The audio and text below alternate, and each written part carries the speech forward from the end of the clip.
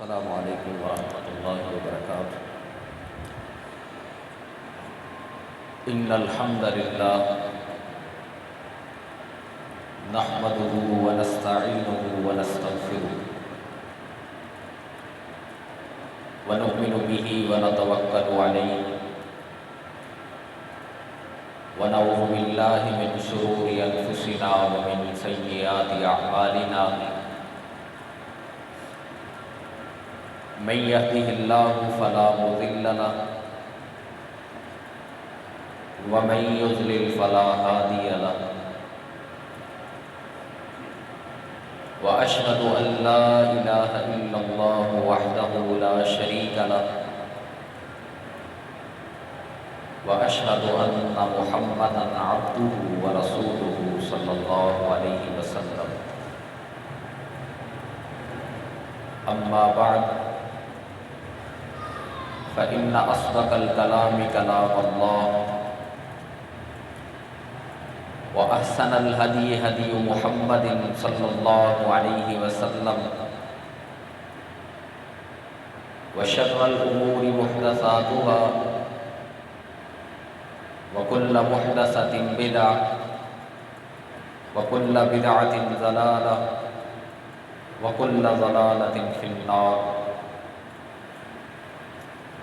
أعوذ بالله السميع العليم من الشيطان الرجيم من حمده ونفخه ونفثه۔ يا أيها الذين آمنوا اتقوا الله حق تقاته ولا تموتن إلا وأنتم مسلمون۔ يا أيها الناس اتقوا ربكم الذي خلقكم من نفس واحدة وخلق منها زوجها وبث منهما رجالا كثيرا ونساء واتقوا الله الذي تساءلون به والأرحام إن الله كان عليكم رقيبا۔ يا أيها الذين آمنوا اتقوا الله وقولوا قولا سديدا يصلح لكم أعمالكم ويغفر لكم ذنوبكم ومن يطع الله ورسوله فقد فاز فوزا عظيما۔ رب اشرح لي صدري ويسر لي أمري واحلل عقدة من لساني يفقهوا قولي واجعل لي وزيرا من أهلي رب زدني علما۔ سبحانك لا علم لنا إلا ما علمتنا إنك أنت العليم الحكيم۔ قال الله تبارك وتعالى: يا أيها الذين آمنوا ادخلوا في السلم كافة ولا تتبعوا خطوات الشيطان۔ وقال تعالى في موضع آخر: وما خلقت الجن والإنس إلا ليعبدون۔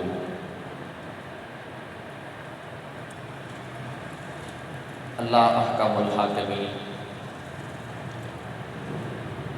قرآن مقدس میں ارشاد فرماتے ہیں: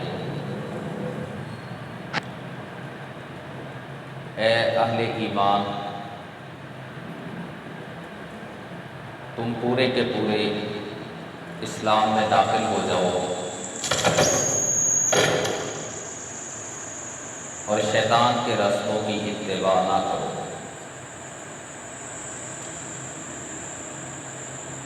سورہ ذاریات میں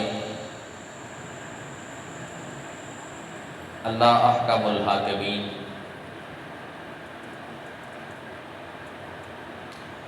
انسانیت کی تخلیق کے مقصد کو واضح کرتے ہوئے فرماتے ہیں کہ میں نے جنوں اور انسانوں کو اپنی عبادت کے لیے، بندگی کے لیے پیدا فرمایا۔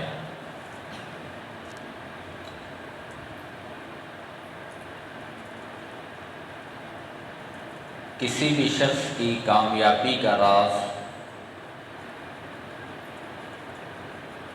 اس کی بامقصد زندگی ہوتی ہے۔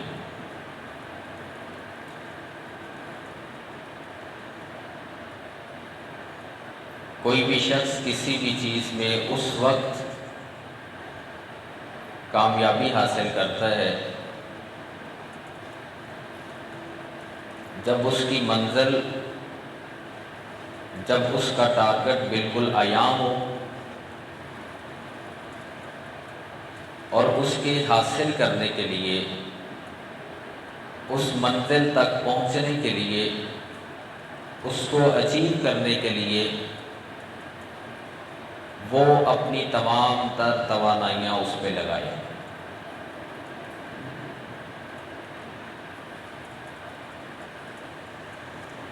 اگر منزل عیاں ہو اور اس کی طرف کوشش نہ کی جائے تو بھی کامیابی حاصل نہیں کی جا سکتی، اور اگر کوشش ہو اور منزل عیاں نہ ہو، ٹارگٹ واضح نہ ہو تو بھی سفر رائگاں جاتا ہے۔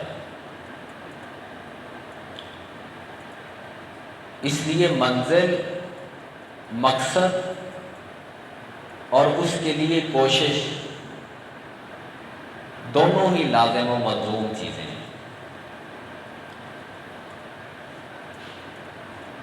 دنیا میں کوئی بھی چیز وہ بے مقصد، بیکار اور بے فائدہ نہیں ہے۔ کائنات کی آپ جتنی چیزیں دیکھیں گے، جتنی سہولیات دیکھیں گے، ان سہولیات کا تعلق کسی نہ کسی رستے سے ہوتا ہوا اس کا فائدہ وہ انسان کے حصے میں آتا ہے۔ گویا کہ کائنات کی ہر چیز اللہ رب العزت نے انسان کے لیے بنائی ہے، اور ایک انسان کو اللہ رب العزت نے وہ اپنے لیے بنایا ہے کہ وہ صرف اس کی عبادت، اس کی بندگی کے لیے خاص ہے۔ یہ انسان کی زندگی کا مقصد ہے، جو انسان کی زندگی کا بنیادی مقصد ہے۔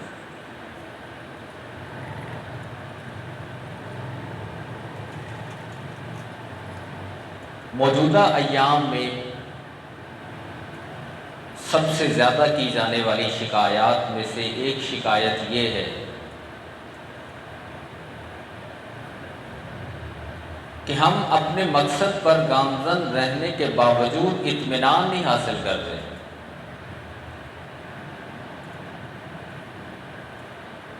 عبادات کو ہمارا دل نہیں کرتا ہے، عبادات میں عدم دلچسپی ہے۔ بعض دفعہ بندہ عبادت کرنے کی چاہ رکھنے کے باوجود عبادت نہیں کر پاتا ہے۔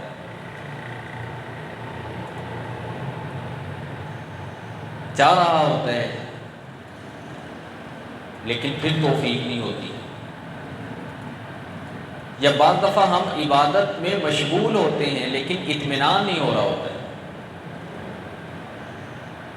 عبادت کر رہے ہیں لیکن وہ عبادت، اس کی جو طمانینت، اس کا جو سکون ہمیں میسر ہونا چاہیے وہ حاصل نہیں کر پاتے۔ اس کی بے شمار وجوہات ہیں، جن میں سے چند آج کی مجلس میں ہم سمجھنے کی کوشش کریں گے۔ عبادات میں عدم دلچسپی کا سب سے پہلا سبب ہے کہ بندے کی روزی جو ہے وہ ڈاؤٹ فل ہو۔ اگر کسی شخص کا رزق، اس میں کہیں نہ کہیں کوئی ڈاؤٹ ہے تو وہ صاحب اپنی عبادت کی لذت کو نہیں پا سکتا ہے۔ عمل صالح اور رزق کا گہرا تعلق ہے۔ قرآن مقدس میں اللہ احکم الحاکمین فرماتے ہیں یا ایھا الذین آمنوا کلوا من طیبات ما رزقناکم واشکروا للہ ان کنتم ایاہ تعبدون۔ اے اہل ایمان، تم اللہ کے دیے ہوئے میں سے پاکیزہ رزق کھاؤ اور اس کا شکر بجا لاؤ اگر تم اس کی عبادت کرنے والے ہو۔ اہل ایمان کے ساتھ ساتھ اللہ احکم الحاکمین نے یہی درس انبیاء کرام علیہ السلام کو دی ہے۔ یا ایھا الرسل کلوا من الطیبات واعملوا صالحا۔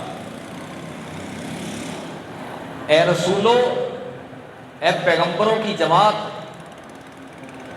تم پاکیزہ رزق کھاؤ اور عمل صالح کرو، نیک عمل کرو۔ مفسرین ان آیات کی تفسیر میں ایک وجہ یہ بیان کرتے ہیں کہ اللہ رب العزت نے رزق اور عمل دونوں کو ساتھ ساتھ ذکر کیا ہے کہ پاکیزہ رزق کھاؤ اور پھر عمل صالح کا ذکر کیا ہے۔ جس بندے کے پیٹ میں حرام کا لقمہ موجود ہو، عمل صالح کرنے کو اس شخص کا دل نہیں کرتا ہے۔ اس لیے عمل کی صالحیت کے لیے، عبادت کی لذت کے لیے پیٹ کا لقمہ وہ سب سے پہلے، اس کا پاکیزہ ہونا، اس کا صاف ستھرا ہونا، اس کا جائز ہونا، یہ سب سے پہلی شرط ہے۔ بستان المحدثین میں امام مبارک رحمۃ اللہ علیہ کے بارے میں ایک واقعہ ہے۔ ہمارے اسلاف اور ہمارے بزرگ، ہمارے علماء جس منہج سے ہم متعلقہ ہیں، انبیاء سے لے تک اب تک ہمارے اسلاف کی یہ مثالیں کہ اپنے رزق روزی میں انتہائی چوکنے ہوتے ہیں کہ کوئی ایک لقمہ بھی جو ہے وہ جائز ناجائز نہ ہو جائے۔ امام مبارک رحمۃ اللہ علیہ کے بارے میں آتا ہے، حدیث کے بہت بڑے امام ہیں۔ وہ ایک باغ کے مالی تھے اور رکھوالی کیا کرتے تھے۔ ان کے مالک ان کو چھوڑ کے چلے جاتے، جس طرح باغات میں ہوتا ہے کہ کبھی کبھی مالک چکر لگائے۔ ایک دن وہ آئے، آ کے انہوں نے مبارک رحمۃ اللہ علیہ سے کہا بھی جاؤ کوئی پھل، میٹھا سا پھل کسی درخت کا توڑ کے لے کے آؤ۔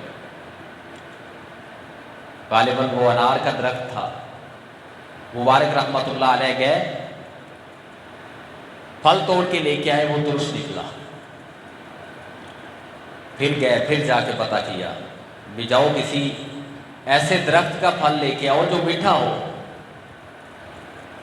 مبارک رحمۃ اللہ علیہ پھر گئے، پھر جا کے لے کے آئے، وہ بھی درست نکلا۔ تیسری دفعہ گئے، وہ بھی درست نکلا۔ مالک نے بازو سے پکڑا، پاس بٹھایا اور کہنے لگے کہ تجھے باغ کی باغبانی کرتے ہوئے کوئی 1-2 مہینے 1-2 سال نہیں، ایک عرصہ بیتا ہے، ابھی تک آپ کو یہ نہیں پتا چلا کہ باغات کے جو درخت ہیں ان کے کس کا پھل میٹھا ہے، کس کا ترش ہے۔ اب تربیت کا انداز دیکھیں، اتنے عرصے میں آپ کی ججمنٹ یہ نہیں ہوئی ہے۔ مبارک رحمۃ اللہ علیہ فرمانے لگے کہ مجھے آپ نے باغ کی رکھوالی کے لیے بٹھایا ہے، چکھنے کے لیے نہیں۔ اتنے عرصے میں میں نے صرف رکھوالی کی ہے، چکھ کے نہیں دیکھا ہے، مجھے نہیں پتا ہے کہ کس درخت کا پھل میٹھا ہے یا کس کا ترش ہے۔ اب یہاں پہ میں اور آپ اپنے آپ کو وہ دیکھیں کہ ہم اگر کسی جگہ پہ امین مقرر کر دیے جائیں، کسی ڈیوٹی پہ ہمیں کھڑا کر دیا جائے اور کسی ایسی ڈیوٹی پہ، تو ہماری صورتحال کیا ہوگی؟ تو قرآن مقدس کی یہ جو آیت ہے جہاں عمل کا ذکر ہے، عمل سے پہلے اللہ رب العزت نے رزق کا ذکر کیا کہ سب سے پہلے اپنے لقموں کو پاکیزہ کریں، جو پیٹ میں جا رہے ہیں ان کا دھیان کریں، ان کی فکر کریں، کہیں وہ لقمے خیانت والے تو نہیں ہیں۔ جس چیز کے آپ امین مقرر ہوئے ہیں، جو ڈیوٹی آپ کے ذمے لگی ہے، وہ آپ جائز طریقے سے کر رہے ہیں اور وہ جائز طریقے سے اندر جا رہے ہیں یا وہ ناجائز ہیں۔ پھر ہے عمل صالح، اگر وہ لقمے پاکیزہ ہیں تو عبادت کرنے کو آپ کا دل کرے گا، اور عبادت میں وہ لذت بھی ہوگی، وہ طمانینت بھی ہوگی، وہ سکون بھی ہوگا، وہ اطمینان بھی ہوگا۔ لیکن اگر وہ پاکیزہ نہیں ہے تو پھر ہماری عبادتوں کی صورتحال وہ ہمارے سامنے ہے۔ اور معیشت میں، رزق حلال میں ایک بات انتہائی جو سمجھنے کے قابل ہے کہ ہم تربیت میں یہ بات سمجھتے ہیں کہ اگر بچے کی تربیت کر رہے ہیں تو اس کو عبادت سکھلا دی۔ رسول اللہ صلی اللہ علیہ وسلم کا فرمان سنن نبی داؤد میں ہے کہ جب بچہ 7 سال کا ہو جائے اسے نماز پڑھنے کا حکم دو، پھر وقتاً فوقتاً 10 سال تک اس پہ سختی کریں، اس کا بستر الگ کریں، اسے ڈانٹ ڈپٹ کریں، اس پہ سختی کر کے اس سے نماز پڑھائیں، عبادات پہ اس کو پابند کریں۔ اچھا، یہ یہاں سے عبادت کی تربیت کا آغاز ہو گیا۔ اب اکثر ہمارے بچوں کی یہ عمریں وہ لاڈ پیار میں گزر جاتی ہیں اور بیجا لاڈ کی۔ اس کے بعد ایک دوسری تربیت جو اسلام نے کی ہے وہ معاشی تربیت ہے کہ جس طرح وہ بڑا ہو رہا ہے اس کی ضروریات ہیں، اس کی معاشی تربیت کریں۔ چونکہ ہم ذکر کر رہے ہیں کہ عمل کا اور رزق کا بہت گہرا تعلق ہے۔ اسلام نے معاشی تربیت کی ہے، لیکن بڑا المیہ یہ ہے کہ ہم مذہب کو اور معیشت کو الگ الگ سمجھتے ہیں کہ یہ دونوں الگ چیزیں ہیں۔ اللہ کے رسول صلی اللہ علیہ وسلم صحابہ اکرام رضوان اللہ علیہم اجمعین کی معاشی تربیت کرتے۔ جناب عبد الرحمن ابن عوف رضی اللہ تعالیٰ عنہ کے بارے میں آتا ہے، وہ بہت مالدار تھے، اور جب وہ ہجرت کر کے آئے تھے تو ان کے پاس کچھ نہیں تھا۔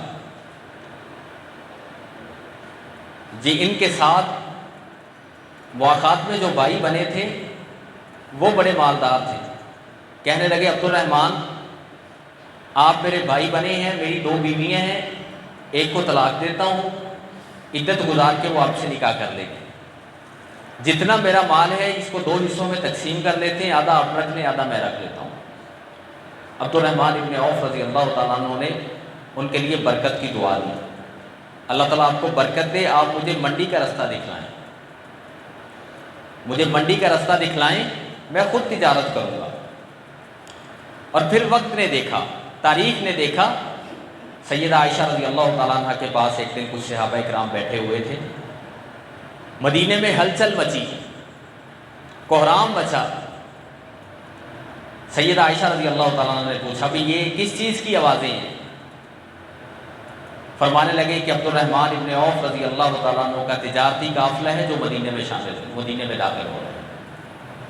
اللہ رب العزت نے اتنا ان کو نوازا،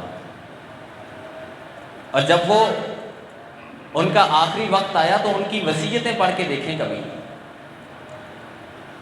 کہ ایک ایک صحابی کے لیے، جو بدری صحابی تھے تقریباً 100 تھے، اور ان کے لیے انہوں نے موجودہ وقت کی کوئی کروڑوں کروڑوں کی وصیت کی تھی کہ ان کو دینے ہیں۔ اللہ کے رسول صلی اللہ علیہ وسلم کھڑے ہو کے اعلان کرتے کہ اسلام کے لیے ہمیں اتنا فنڈ چاہیے. جناب عثمان رضی اللہ تعالیٰ عنہ کھڑے ہوتے, اللہ کے رسول میں یہ کرتا ہوں, اکیلے کنواں خرید کے دیا. جناب ابو بکر رضی اللہ تعالیٰ عنہ, جناب عمر رضی اللہ تعالیٰ عنہ, صحابہ اکرام جب ہم اسلام کو بیان کرتے ہیں تو بڑا غریب بن کے, بڑا غریب کر کے پیش کرتے ہیں, اور سنتے بھی اس طرح ہیں, سمجھنا بھی ہمیں اسی طرح اچھے لگتا ہے. اللہ کے بندو, اسلام نے معاشی تربیت کی ہے. صحابہ اکرام رضوان اللہ علیہم اجمعین بڑے مالدار تھے, لیکن ان کی تربیت اس طرح کی تھی, اللہ کے رسول نے ان کے مالوں کو اور ان کی تربیتیں میں یہ بات شامل رکھی تھی کہ وہ اپنا مال اسلام پہ خرچ کرتے اور اس مال کو اپنے لیے کچھ نہیں سمجھتے تھے. وہ اس مال کے ذریعے اپنی آخرت بناتے تھے. اس کا مطلب یہ نہیں ہے کہ ہم اپنی اولادوں کی تربیت سے ہی یہ بات چھین لیں کہ ان کو مال سکھائیں نہ, ان کو معیشت سکھلائیں نہ. پھر کیا ہوتا ہے کہ ہم 8 سال 10 سال 12 سال تک وہ بچہ لاڈ میں رہتا ہے, اس کے بعد اس کی پڑھائی کی فکر ہو جاتی ہے, 25-30 سال کی ایج تک وہ ڈگری حاصل کرتا ہے. پھر ہماری کوشش ہوتی ہے کہ والد گرامی کہیں نہ کہیں سے پیسے اکٹھے کریں, کسی کو رشوت دیں اور اس کو کسی جاب پہ کھڑا کریں, کسی نہ کسی ملازمت پہ کھڑا ہو جائے گا. یہ ہماری تربیت ہے. 15 سال تک جو اسلام نے جو تربیت کے جو ایام بتائے ہیں ان میں ہم ٹس سے مس نہیں ہوتے ہیں. جب 15 سال کے بعد بچہ بولنا شروع کر دیتا ہے آگے سے, پھر ہم کبھی مولانا کے پاس جاتے ہیں, مولوی صاحب ہماری بچہ بات نہیں سنتا ہے. کبھی ٹیچر کے پاس شکایت لے کے جاتے ہیں, جی اب ہمارے سامنے بدتمیزی کرتا ہے. پھر اس کی ڈگریوں کے خرچے, 30 سال 35 سال تک وہ M Phil P H D کے بعد نہ اسے معیشت کی سمجھ آتی ہے, نہ ہماری تعلیمی اداروں کی صورتحال ایسی ہے کہ نہ اسے تعلیم ہی پلے پڑتی ہے. اور پھر ہم سمجھتے ہیں کہ ہم اسے معاشرے کو ایک بہترین انسان, ڈگری ہولڈر اور پڑھا لکھا انسان ہم معاشرے کو دے رہے ہیں. اس میں سب سے پہلے ہم خود قصوروار ہیں. خود سے والدین وہ کتنی توجہ کرتے ہیں اپنے بچوں پہ.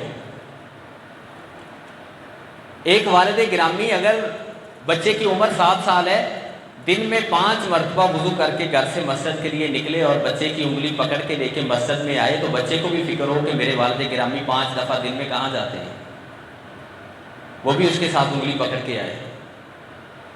اگر والد گرامی بھی نماز کے ٹائم سوئے ہوئے ہوں, وہ بھی اٹھنے کی توفیق نہ ہو انہیں, والدہ صاحبہ وہ اپنے کام لگی ہوں, گھر میں بچی کو پتہ ہو کہ دن میں 5 مرتبہ میری والدہ وضو کر کے وہ مصلی بچھاتی ہیں, ہاتھ پھیلاتی ہیں, عبادت کرتی ہیں, ہاتھ کھڑے کرتی ہیں, اللہ رب العزت سے کچھ مانگتی ہیں, تو وہ بھی کاپی کریں گی نا. اور اگر ہم کہیں کہ ہم خود تو کچھ نہ ہوں اور جن کی ہم تربیت کریں وہ بہت آگے ہو جائیں, تو یہ بھی اس کے بعد ہوگا جب ہمارے اندر خود تبدیلی آئے گی, جب خود ہم اپنے آپ کو بدلیں گے, خود ان کے لیے دعائیں کریں گے, خود ان کی تربیت میں شامل ہوں گے تو ہے. اگر آپ کہیں کہ بچہ ہم نے پیدا کر لیا ہے, ہم نے اس پہ خرچہ کر دیا ہے, کر کے اب ہم اداروں کو دے دیں اور ادارے ہمیں سارا کچھ بنا کے دے دیں, تو یہ ہماری بھول ہے, یہ ہماری بھول ہے. اللہ رب العزت نے آپ کے بارے میں, آپ کی اولاد کے بارے میں آپ سے پوچھنا ہے, اداروں سے نہیں. ادارے خود اپنے جواب دیں ہیں, وہ خود اپنے ذمہ دار ہیں. لیکن جو تربیت ایک والد نے, ایک والدہ نے گھر سے کرنی تھی, کیا ہم اس کا حق ادا کر رہے ہیں یا نہیں کر رہے؟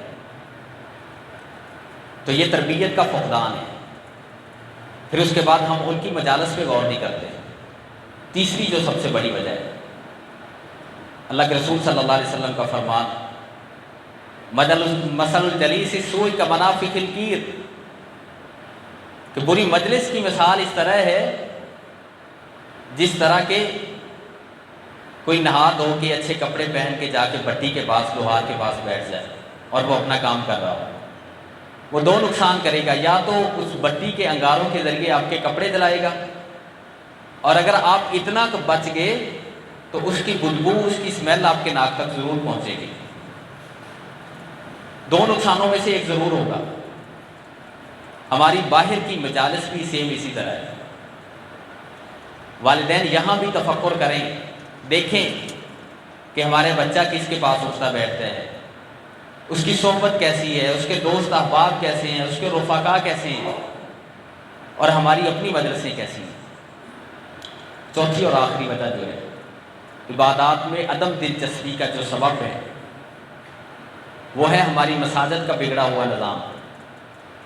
کیونکہ عبادات کا تعلق اکثر وہ مساجد کے ساتھ ہے، اور مساجد میں 5 لوگ شامل ہیں: امام، مؤذن، انتظامیہ، نمازی. یہ سارے کے سارے مسجد کے ایک پورے عملے میں شامل ہیں. اگر کوئی ایک بندہ بھی کسی ایک بندے کی وجہ سے مسجد میں نہیں آتا ہے، بعض دفعہ ہمارے بیجا اختلاف ہوتے ہیں، اور سب سے بڑا المیہ یہ ہے کہ ہم اتنے چھوٹے ہو چکے ہیں کہ جو بندہ بھی اٹھتا ہے میری فلاں کے پیچھے نماز نہیں ہوتی ہے، فلاں امام کے پیچھے میری نماز نہیں ہوتی ہے، کسی کی فلاں مسجد میں نماز نہیں ہوتی ہے، کسی کی محلے دار کے ساتھ لڑائی ہوتی ہے اور محلے دار اس مسجد میں نماز پڑھتا ہے، میں اس لیے اس مسجد میں نماز نہیں پڑھتا ہوں. کہیں کی بات، کسی کا رولا، کسی کا رتبہ، وہ سارے کے سارا ہم مسجد پہ لا کے کھڑا کر دیتے ہیں کہ مسجد میں جو ہے نا وہ سارے اختلافات کا مقام بناتے ہیں. اور اگر کوئی صاحب اللہ تعالیٰ جس کو توفیق دے دے، اللہ تعالیٰ رحم و کرم فرمائے، کوئی اپنے بچوں کو لے کے مسجد میں آ جاتا ہے تو مسجد کے نمازی ہمارے اتنے وہ اکتائے ہوئے ہوتے ہیں، وہ سمجھتے ہیں کہ بچوں کا تو مسجد میں کوئی کام ہی نہیں ہے، بچے مسجد میں نہ آئیں. نماز پڑھ رہے ہوتے ہیں، ہم 2 منٹ کے لیے سمجھیں کہ بچے کا کام ہے شرارت کرنا، ہر کام پہ ہر موقع پہ شرارت کرنا ہے، اس نے خوشی کمی نہیں دیکھنی ہے، اس نے موقع کو موقع نہیں دیکھنا ہے. اور بڑے کا کام ہے اسے سمجھانا. بچہ اپنی ذمہ داری بخوبی نبھاتا ہے، اور ہم کیا کرتے ہیں؟ اللہ تعالیٰ معاف فرمائے، پوری نماز میں ہم آخری تشہد میں کئی مسجد میں آ کے کوئی بچہ بول لے، کوئی آواز نکال لے، تو مسجد کے نماز کے اختتام تک ہم یہ سوچتے رہتے ہیں کہ نماز کا سلام پھیرتے ہی ہم نے جواب کیا دینا ہے. اس سوچ میں پوری نماز گزر جاتی ہے، اور سلام پھیرتے ہی سارے اذکار بھول جاتے ہیں. سب سے پہلے یہ پوچھتے ہیں کہ یہ بچہ کس کے ساتھ مسجد میں ہے، یہ کس کا بچہ ہے، اور اسے کوئی ایسی ڈانٹ دیں گے کہ دوبارہ وہ مسجد کے قریب نہیں آتا. اور اس کے برعکس اللہ کے رسول صلی اللہ علیہ وسلم کی سیرت دیکھیں، رسول اللہ صلی اللہ علیہ وسلم کی سیرت دیکھیں. اللہ کے رسول خطبہ دے رہے ہیں، جناب حسن و حسین رضی اللہ تعالیٰ عنہما مسجد میں داخل ہوئے ہیں. عمریں اتنی چھوٹی ہیں، وہ کبھی گر رہے ہیں کبھی اٹھ رہے ہیں، لڑکھڑاتے ہوئے آ رہے ہیں. اللہ کے رسول نے خطبہ چھوڑا، ممبر سے نیچے اترے، جناب حسن حسین رضی اللہ تعالیٰ عنہ جا کے اٹھایا. خطبہ چھوڑ کے اللہ کے رسول نے جا کے ان کو اٹھایا اور اٹھا کے لا کے پاس بٹھایا. اور اللہ کے رسول صلی اللہ علیہ وسلم نماز پڑھتے، جناب حسن حسین رضی اللہ تعالیٰ عنہما اللہ کے رسول سجدے میں جاتے تو وہ کمر پہ بیٹھ جایا کرتے تھے. اور رسول اللہ صلی اللہ علیہ وسلم اس وجہ سے سجدہ لمبا کرتے کہ جب تک بچے نیچے نہ اتر جاتے تب تک اللہ کے رسول سجدے سے نہیں اٹھتے تھے. وہ کمر پہ بیٹھے رہتے اور اللہ کے رسول سجدے میں پڑے رہتے. ہماری نمازیں اللہ کے رسول کی نمازوں سے زیادہ خشوع خضوع والی تو نہیں ہیں. اللہ کے رسول کی نمازوں سے بڑھ کے تو ہماری نمازیں نہیں ہیں. اللہ کے رسول صلی اللہ علیہ وسلم نے یہ تربیت کا انداز سکھلایا ہے کہ بچوں کو یہاں سے لے کے آئیں، یہیں سے ان کی تربیت کا آغاز کریں. یہاں سے جب آپ ان کے ساتھ لگن رکھیں گے تو وہ انشاءاللہ فیوچر میں، مستقبل میں وہ آپ کے لیے ایک غازی کا کردار ادا کریں گے. اللہ تعالیٰ ہمیں اس بات کو سمجھنے کی توفیق دے. وقت کی قلت کی باعث انہی باتوں پہ اکتفا کرتا ہوں. خلاصہ یہ ہے کہ عبادات میں عدم دلچسپی کے کئی ایک سبب ہیں. ان میں سے سب سے بڑا سبب ہے کہ بندے کی روزی وہ جو ہے وہ ڈاؤٹ فل ہو. اگر کسی شخص کے لقمے وہ پاکیزہ نہیں ہے تو عبادت کرنے کو اس کا دل نہیں کرتا ہے. دوسری وجہ ہے تربیت کا فقدان، کہ جب تربیت عین وقت پہ نہ ہو تو پھر بعد میں جا کے مسائل پیدا ہوتے ہیں. اور تیسری چیز ہے ہمارا بگڑا ہوا نظام. جو لوگوں کو تربیت اور عبادات سے دور کرتا ہے۔ اللہ تعالیٰ ہمیں اپنی کمیوں کو دور کرنے کی توفیق دے، جب تک زندہ رکھے اسلام کی حالت میں، ایمان کی حالت میں زندہ رکھے، موت آئے تو ایمان کی حالت میں شہادت کی موت نصیب فرمائے۔ نريد إلا الإصلاح نحمده ونستعينه ونستغفره ونؤمن به ونتوكل عليه ونعوذ بالله من شرور أنفسنا ومن سيئات أعمالنا من يهده الله فلا مضل له ومن يضلل فلا هادي له وأشهد أن لا إله إلا الله وحده لا شريك له وأشهد أن محمدا عبده ورسوله أما بعد فإن خير الحديث كتاب الله وخير الهدي هدي محمد صلى الله عليه وسلم وشر الأمور محدثاتها وكل محدثة بدعة وكل بدعة ضلالة وكل ضلالة في النار۔ أعوذ بالله السميع العليم من الشيطان الرجيم من همزه ونفخه ونفثه۔ يا أيها الذين آمنوا اتقوا الله حق تقاته ولا تموتن إلا وأنتم مسلمون۔ يا أيها الناس اتقوا ربكم الذي خلقكم من نفس واحدة وخلق منها زوجها وبث منهما رجالا كثيرا ونساء واتقوا الله الذي تساءلون به والأرحام إن الله كان عليكم رقيبا۔ يا أيها الذين آمنوا اتقوا الله وقولوا قولا سديدا يصلح لكم أعمالكم ويغفر لكم ذنوبكم ومن يطع الله ورسوله فقد فاز فوزا عظيما۔ ربنا ظلمنا أنفسنا وإن لم تغفر لنا وترحمنا لنكونن من الخاسرين۔ يا قاضي الحاجات اقض حاجاتنا وحاجات المسلمين۔ يا شافي الأمراض اشف مرضنا ومرضى المسلمين۔ أذهب الباس رب الناس واشف أنت الشافي لا شفاء إلا شفاؤك شفاء لا يغادر سقما۔ اللهم اغفر لنا وللمؤمنين والمؤمنات والمسلمين والمسلمات والأحياء منهم والأموات۔ اللهم خالف بين كلمتهم وزلزل أقدامهم وأنذر بهم بأسك الذي لا ترده عن القوم المجرمين۔ ربنا لا تزغ قلوبنا بعد إذ هديتنا وهب لنا من لدنك رحمة إنك أنت الوهاب۔ اللهم اغفر لهم وارحمهم إنك أنت الغفور الرحيم۔ اللهم نور قبورهم، اللهم وسع قبورهم، اللهم اجعل قبورهم روضة من رياض الجنة، اللهم الحقهم مع النبيين والصديقين والشهداء والصالحين۔ سبحان ربك رب العزة عما يصفون وسلام على المرسلين والحمد لله رب العالمين۔